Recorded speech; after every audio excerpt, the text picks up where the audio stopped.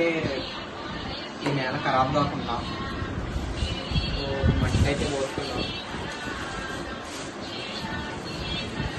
మీరైతే బంకమట్టి, నల్లమట్టి, ఎర్రమట్టి వాడండి. నేనైతే మా మసలు కాడ మట్టి చాలా దొరకడం కష్టం. సో మేము ఇది కలసలా ఉంది. సో ఇది వాడుతున్నాం మేమైతే.